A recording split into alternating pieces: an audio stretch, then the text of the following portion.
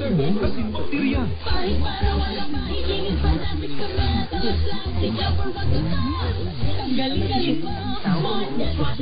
Susilini, kada bahid.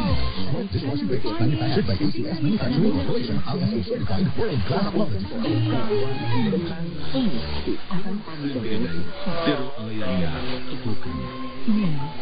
Kasing-kasing lamang.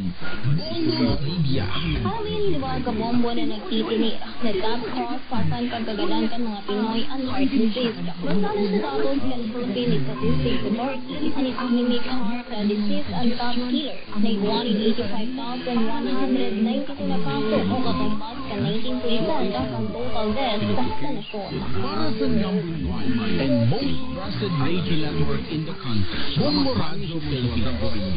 Radyo Bombo! Ang may dumaka bombo na ang pag-inom ng tubig na nakakawaan ng tagal, ang utang ang karong tao ang nagbibilog ng mas dakulang porsyento ng tubig, ang pag-inom ng tubig ang nakakatabang na nga rin na makapag-isip ng marhay at hin maayos. Nagtatabang ini na magtala siya sa tuyang mga isipan. Ang pag-inom na yan, hatod sa Indo, kan pambansang radyo ng Pilipinas, Bombo Radio Philippines. Sa radyo! Mga paagi sa pagpapahiling good manners and kang right tangkad ka sa lugmaan kan espinahan. Number 1, magnirit kung inkaso sa imong ipipresentar ang sarili sa pag-iriba o mga kaklase. Number 2, be friendly asina, makitumabang. Number 3, makanood na magbatik sa pag-iriba sa paagi kay ini mas makapamarhay ang sa imong personalidad.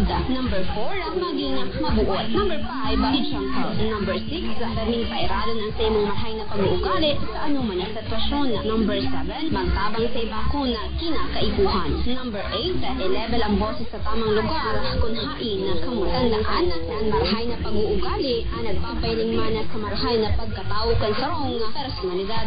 Para sa number one and most trusted radio network in the country, Bombo Radio Philippines. Sa Radyo Bombo! Class quality. Yun, kita naman nabultada sa yung programa ng Bombo Reports 30 days na oras na naman Bombo ko na lang 30 minutos. At this po ang alas 6 ng pagka-pangki. Ihamulan niya ito ang sabihin pang-report ng kabong